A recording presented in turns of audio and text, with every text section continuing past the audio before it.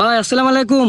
ওয়ালাইকুম আসসালাম ভাই। ভাই কেমন আছেন? আলহামদুলিল্লাহ ভাই, আল্লাহ রাখে। এটা কি ধান ভাই? এটা 29 ধান ভাই।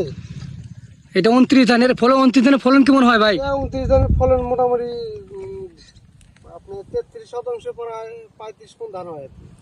এখানে কত শতাংশ আছে? এটা প্রায় 30% আছে। প্রায় 30% জমি না? হ্যাঁ। এই পাশে এগুলো কি ধান যেগুলো? এটা হলো আপনার পোলার চাল, এটা হলো মানে রাতা শাল ধান। রাতাশাল। হ্যাঁ তা আপনার কি এটা নিজের জমি নাকি? হ্যাঁ, নিজের জমি এখন আবাদ করতেছি। ও আচ্ছা।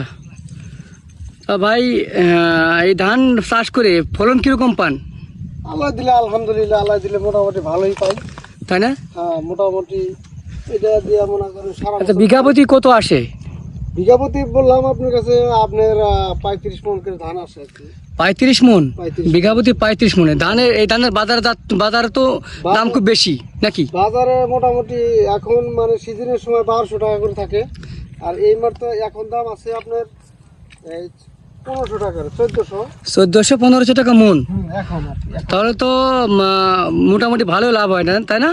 হ্যাঁ মোটামুটি আর কি চলে যাবে এখন। অত আর কি হয় না, এখন কামলা খরচের দাম বেশি তো। ও কামলা খরচ কত করে বর্তমান? কামলা 600 টাকা করে ভাই। 600? 3 বেলা খাওয়ানো লাগে। 3 বেলা খাওয়া দেওয়া লাগে, আর আছে 600 টাকা হাজিরা দেওয়া লাগে। 600 টাকা হাজিরাতে লাগে। তো ভাই এই পর্যন্তই আজকে, ভালো থাকবেন, আল্লাহ হাফেজ, আসসালামু আলাইকুম, ধন্যবাদ সবাইকে।